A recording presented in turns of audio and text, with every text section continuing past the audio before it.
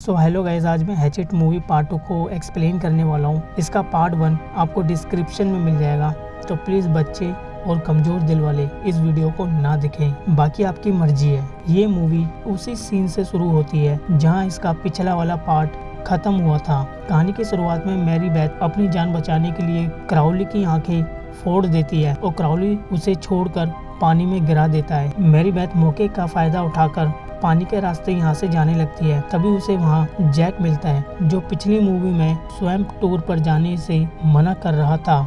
इसके बाद वो मैरी बेथ को लेकर अपनी हर्ट में आ जाता है। यहाँ मैरी बेथ उसे बताती है कि क्राउली ने मेरे साथ के सभी लोगों को मार दिया है। वो आगे ये भी बता देती है कि वो जंगल में अपने भाई और डैड को ढूंढने आई थी, लेकिन क्राउली ने उनको भी मार दिया। उसी की बातें सुनने के बाद जैक उससे कहता है कि मैंने पहले ही तुम सबको यहाँ जाने से मना किया था, लेकिन मेरी बात किसी ने नहीं मानी। जो भी तुम्हारे साथ हुआ मेरी बात ना मानने से हुआ। अब वो मैरी बेथ से कहता है अब तुम्हें इलाज के लिए एक डॉक्टर की जरूरत है। मैरी बेथ उससे कहती है कि हमें पुलिस को यहाँ बुलाना चाहिए, लेकिन वो कहता है क्या पुलिस तुम्हारी बातों पर यकीन करेगी? वो उससे कहता है तुम भूल कर भी यहाँ वापिस नहीं आना। तुम लकी हो जो जान बच गई तुम्हारी, वरना क्राउली भी तुम्हारे टुकड़े कर देता। इसके बाद जैक उससे पूरा नाम पूछता है। इस पर वो अपना पूरा नाम मैरी बेथ डंस्टन बताती है। डंस्टन नाम सुनकर जैक काफी शॉक हो जाता है। फिर वो उसके डैड का नाम पूछने लगता है। उसे पता चल जाता है कि वो सैमसन की बेटी है। इसके बाद वो मैरी बेथ को जल्दी से यहाँ जाने के लिए बोलता है और कहता है अगर तुम जल्दी से नहीं गई तो मैं तुम्हें मार दूंगा। उसे कुछ समझ नहीं आता कि अचानक उसे क्या हो गया। तभी जैक अपनी गन लेकर पॉइंट कर देता है और कहता है अगर तुम्हें इस बात का जवाब चाहिए तो तुम ज़ॉम्बी से जाकर मिलो। ज़ॉम्बी वही आदमी होता है जिसके पास बेन और मार्कस गए थे। अब मैरी बेथ उठकर रोड की तरफ जाने लगती है। उसके बाद जैक उसके बैग में से उसका वीडियो कैमरा निकाल लेता है और ये कैमरा डक का था। इसके वो कैमरे में लड़कियों की नेक वीडियो होती है। तभी वहाँ क्राउली आ जाता है और उसके पेट में हाथ डालकर उसकी आंतें बाहर निकाल देता है। जैक उससे बचने के लिए काफी कोशिश करता है, पर वो उसे भागने का मौका ही नहीं देता। इसके बाद क्राउली उसकी आंतों को उसके गले में फंसाकर उसके सर को धड़ से अलग कर देता है, जिससे जैक की भी बेरहमी से मौत हो जाती है। इधर मैरी बेथ उस जंगल से बाहर निकल जाती है और ज़ॉम्बी का घर ढूंढने लगती है। कुछ टाइम बाद उसका घर मिल जाता है, लेकिन ज़ॉम्बी बोलता है मुझे बाद में आकर मिले। तभी मैरी बेथ उससे कहती है मुझे तुमसे अभी बात करनी है। इसके बाद ज़ॉम्बी उसे घर में बुला लेता है और उससे सारी बातें पूछने लगता है। तब मैरी बेथ उसे कल वाली रात के पूरे हादसे को बता देती है। वो उसे ये भी बता देती है कि बोट का ड्राइवर शॉन भी मारा गया। इसके बारे में सुनकर उसे बुरा लगता है, क्योंकि वो ज़ॉम्बी के लिए ही काम करता था और वो बोट भी उसी की ही होती है। अब मैरी बेथ उसे अपने फादर का नाम बताती है और पूछती है कि तुम उनके बारे में क्या जानते हो। तब वो उसे एक कहानी बताने लगता है। वो बताता है कि काफी साल पहले थॉमस क्राउली नाम का एक आदमी अपनी वाइफ श्यान के साथ उस जंगल में रहता था और उनका कोई बच्चा भी नहीं था। श्यान काफी ज्यादा बीमार रहती थी, यानी कि उसे अस्थमा कैंसर था और ये बीमारी उसे धीरे धीरे अंदर से खा रही थी। फिर श्यान की देखभाल के लिए एक नर्स लीना उसके साथ रहती थी, लेकिन थॉमस और लीना के बीच नजदीकियां बढ़ने लगी। थॉमस ना चाहते हुए भी अपनी वाइफ को धोखा दे रहा था। काफी दिनों तक अपने अफेयर को सबसे छुपा कर रखा और एक दिन दोनों उसे मरा समझकर एक दूसरे को किस करने लगे। इसी बीच उन दोनों को श्यान देख लेती है और लीना के होने वाले बच्चे को श्राप देकर मर जाती है। कुछ महीने बाद वो दिन आ ही जाता है जब उनका बेबी होने वाला था, लेकिन पैदा होने के बाद उनका बच्चा अगली यानी कि इतना बदसूरत था और लीना उसे देखकर उसी टाइम ही अपना दम तोड़ देती है। और थॉमस भी क्राउली से नफरत करता था, लेकिन वक्त गुजरने के साथ वो उससे प्यार भी करने लगा। थॉमस अपने बच्चे को सबसे छुपाकर घर में ही रखता था। अब हैलोवीन की रात आती है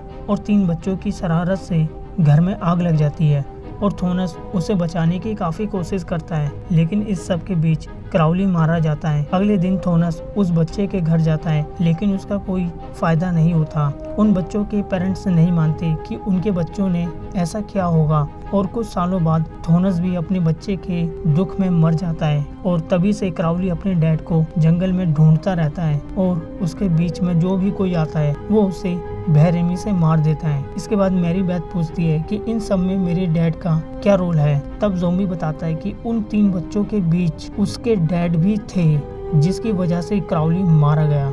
इसके बाद वो उससे कहती है, तुम ये सब जानकर भी स्वैम्प टूर में भेजते हो और पैसा कमाते हो। इस पर वो बताता है, पिछले 2 महीने से मैं टूर को चला रहा था बिना किसी चिंता के, लेकिन कल रात ही ये सब हुआ। इसके बाद मैरी बेथ उससे कहती है कि उसे वापस वहीं ले जाए ताकि वो अपने भाई और डैड की मौत का बदला ले ले।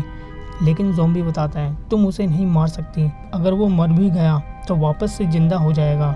लेकिन मैरी बेथ को खुद पर यकीन होता है कि वो क्राउली को मार ही देगी। इसके बाद वो उसे बताती है कि मैं कुल्हाड़ी को उसके सर में घुसा दूंगी, जैसे उसके डैड ने मारी थी। उसकी बातें सुनने के बाद ज़ॉम्बी उसके साथ जाने के लिए तैयार हो जाता है और साथ ही अपनी कुछ कंडीशन उसके सामने रखता है। वो कहता है, हमें कुछ वेपन और एक्सपर्ट हंटर की ज़रूरत पड़ेगी जो कि क्राउली का सामना कर सके। वो आगे ये भी बताता है कि साथ में मैरी बेथ की फैमिली के मेंबर की ज़रूरत पड़ेगी, लेकिन वो बताती है कि उसकी फैमिली में से कोई जिंदा नहीं बचा। ये सुनकर ज़ॉम्बी डील को कैंसिल करने की बोलता है। तब वो बताते हैं कि उनके एक अंकल हैं जिन्हें वो अपने साथ ला सकती है। फिर ज़ॉम्बी उसे रात में 2 बजे आने के लिए कहता है और उसके बाद मैरी बेथ वहाँ से चली जाती है। इसके जाने के बाद शॉन के भाई जस्टिन को बुलाता है और उसे एक्सपर्ट हंटर और फिशरमैन को इकट्ठा करने के लिए कहता है। इसी बीच एक आदमी ट्रेंट को स्पेशली इनवाइट करने के लिए बोलता है,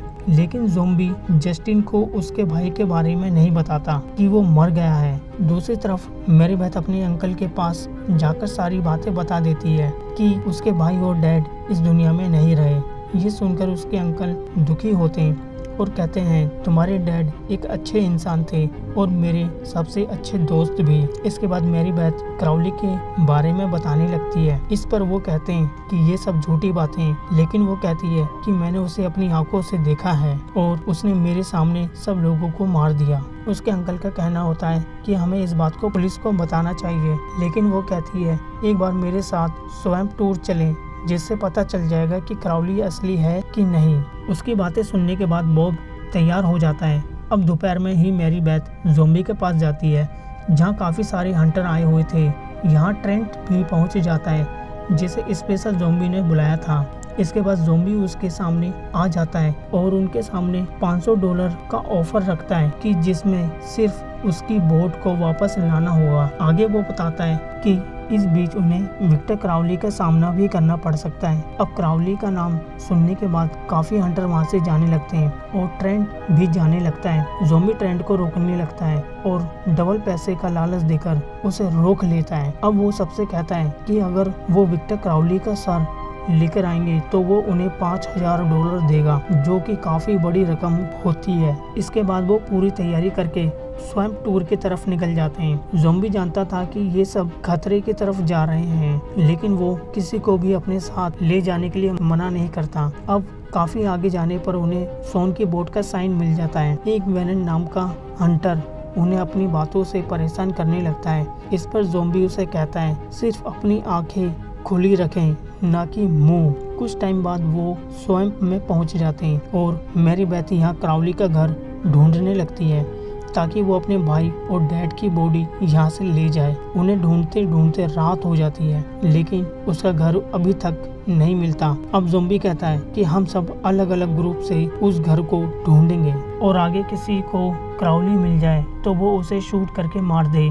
आगे वो अपना ऑफर दोबारा बताता है कि क्राउली के सर को लाने वाले को $5000 मिलेंगे। इसके बाद मैरी बेथ, बॉब, जस्टिन और ट्रेंट एक तरफ चले जाते हैं और बाकी के 6 हंटर दूसरी तरफ। बचे हुए 6 हंटर घर को नहीं ढूंढते और अपनी मौज मस्ती में लग जाते हैं। उनमें से हंटर नदी के पास आकर एलिगेटर का शिकार करने लगते हैं। उन्हें लगता है कि क्राउली एक झूठी कहानी है और कुछ नहीं। तभी उन्हें क्राउली की आवाज़ सुनाई देती है, जो कि पिछली मूवी की तरह अपने डैड को आवाज लगा रहा था। दोनों को लगता है कि शायद उनके साथ कोई मजाक कर रहा होगा, लेकिन उनमें से एक हंटर झाड़ियों के पास आगे बढ़ता है। तभी उसमें से क्राउली निकलकर उस पर अटैक कर देता है और अपनी कुल्हाड़ी से उसके सर को काट कर मार देता है। अब दूसरा हंटर ये देखकर घबरा जाता है और यहाँ से भागकर बोट के पास आ जाता है। इधर जस्टिन ज़ॉम्बी से पूछने लगता है असल में यहाँ चल क्या रहा है और सब लोगों के पास गन क्यों है। अगर वो बोट लेने ही आए हैं तो गन की क्या जरूरत है। असल में ये जस्टिन को क्राउली के बारे में ठीक से पता नहीं होता। अब ज़ॉम्बी उसे बताता है कि मैरी बेथ ने जो भी कहा है वो सब सच है। इसी बीच ज़ॉम्बी उसे बताता है कि ट्रेंट और बॉब वही हैं जिसकी वजह से क्राउली की मौत हुई थी। ज़ॉम्बी का सोचना था कि वो क्राउली को मार देगा तो उसका बदला पूरा हो जाएगा। दूसरी तरफ वो हंटर बोट को स्टार्ट करने यहाँ से निकलने लगता है, लेकिन तभी वहाँ क्राउली आ जाता है और उसे पानी में गिरा देता है और बाद में उसे बोट वाली फैन में धंसाकर मार देता है। वहीं दूसरी तरफ दो हंटर एवरी और उसका बॉयफ्रेंड लेटन जंगल में बैठकर बातें करने लगते हैं। इसके बाद एक दूसरे के साथ इंटीमेट होने लगते हैं, लेकिन थोड़ी देर बाद क्राउली आ जाता है और उस लड़के के सर को काट कर अलग कर देता है और बाद में एवरी के दो टुकड़े करके और उसे भी मार देता है। इधर मैरी बेथ को क्राउली का घर मिल जाता है, लेकिन जब वो अंदर जाकर चेक करती है तो उसे अपने भाई और डैड की डेड बॉडी नहीं मिलती। इसके बाद वो रोने लगती है। अब घर के बाहर बचे बाकी के दो हंटर को क्राउली की आवाज आने लगती है। जब वो अपनी गन लेकर देखते हैं और पीछे से उन दोनों को एक कटर मशीन से वो दो टुकड़े कर देता है। दोनों की आवाज सुनकर घर में मौजूद बाकी के सब लोग घबरा जाते हैं। इसी बीच मैरी बेथ जस्टिन को बता देती है कि उसका भाई सोन भी जिंदा नहीं है। ये सुनकर जस्टिन ज़ॉम्बी पर गुस्सा होने लगता है क्योंकि उसी ने ये बात अब तक छुपाई थी। ज़ॉम्बी उसे चुप कराता है और शांत रहने के लिए कहता है। अब बॉब मैरी बेथ से कहता है वो जाकर दूसरे कमरे में छिप जाए। इसके बाद जस्टिन उसे लेकर एक दूसरे कमरे में आ जाता है। इसी बीच वो मैरी बेथ को सब कुछ बता देता है कि ज़ॉम्बी का क्या प्लान है, यानी कि बॉब को क्राउली के हाथों मरवाने का। ये सुनकर जल्दी से वो बॉब को बचाने चली जाती है। फिर जस्टिन दरवाजे को बंद करने के लिए एक चेयर को लगा देता है, लेकिन उसे नहीं पता होता कि क्राउली उसके पीछे ही है। अब क्राउली उसकी कमर पर एक कुल्हाड़ी से अटैक कर देता है और बाद में एक मशीन उसके सर पर चला देता है। उसके बाद उसकी बुरी तरह मौत हो जाती है। उसकी आवाज़ सुनकर वो उसकी तरफ आने लगता है, लेकिन मैरी बेथ उसे जाने से मना करती है, पर वो उसकी नहीं सुनता। तभी दरवाजे को तोड़कर क्राउली बॉब पर अटैक कर देता है। इसी बीच ट्रेंट उसे शूट करने की कोशिश करता है, लेकिन उसका कोई फायदा नहीं होता और क्राउली ट्रेंट को आकर पकड़ लेता है। अब ज़ॉम्बी घायल बॉब को छोड़कर मैरी बेथ को ले जाने लगता है। बॉब यहाँ से भागकर निकलने की कोशिश करता है। तभी ज़ॉम्बी बाहर का दरवाजा बंद कर देता है, जिस वजह से बॉब बाहर नहीं आ पाता। दूसरी तरफ ट्रेंट और क्राउली एक दूसरे के साथ लड़ने लगते हैं। ट्रेंट उस पर चाकू की मदद से अटैक करने की कोशिश करता है, पर इससे पहले ही क्राउली उसके पैर को मोड़कर तोड़ देता है और बाद में एक टेबल पर उसके मुंह को रख कर काट देता है। इसके बाद वो बॉब की तरफ बढ़ता है और उसे भी बेरहमी से मार देता है। ये देखकर ज़ॉम्बी को लगता है कि क्राउली का बदला खत्म हो गया। जिन 3 लोगों की वजह से क्राउली मरा था वो बॉब, ट्रेंट और मैरी बेथ के फादर थे, जिन्हें क्राउली ने मार दिया। और अब उसका टूर का बिजनेस बहुत अच्छे से चलेगा और किसी बिना रोक टोक के, इसीलिए उसने ये सब किया था। इसके बाद मैरी बेथ कहती है कि वो पुलिस को सब कुछ जाकर बता देगी। इसके बाद ज़ॉम्बी उस पर गन पॉइंट कर लेता है। अब कहानी में ट्विस्ट आता है। मैरी बेथ बताती है कि बॉब उसके असली अंकल नहीं थे, बल्कि उसके फादर के अच्छे दोस्त थे, यानी कि उसके असली अंकल काफी टाइम पहले ही मर चुके थे। इसी बीच क्राउली घर में से बाहर आ जाता है और ज़ॉम्बी को पकड़ लेता है। ज़ॉम्बी भी उसे मारने की कोशिश करता है, लेकिन क्राउली अपनी कुल्हाड़ी से ज़ॉम्बी के पेट पर अटैक कर देता है। वो उसकी बॉडी के 2 टुकड़े कर देता है और बाद में उसकी बॉडी पर से स्किन निकालकर फेंक देता है। तभी मैरी बेथ कुल्हाड़ी को क्राउली के सर में घुसा देती है। वो बार बार उसके चेहरे पर कुल्हाड़ी से मारने लगती है, जिस वजह से उसका चेहरा बुरी तरह खराब हो जाता है। इसी बीच हम देखते हैं कि क्राउली अभी तक मरा नहीं था और वो अपने हाथों की फिंगर को मूव कर रहा था। इसके बाद मैरी बेथ उसके सर पर शॉटगन से शूट कर देती है और इसी के साथ ये मूवी यहीं पर ख़त्म हो जाती है। इस मूवी का तीसरा पार्ट भी है जिसे मैं काफ़ी जल्दी ही एक्सप्लेन करूँगा। तब तक आप इस वीडियो को लाइक ज़रूर कर देना और सब्सक्राइब किए बिना जाना नहीं। फिर मिलेंगे एक और नई वीडियो में।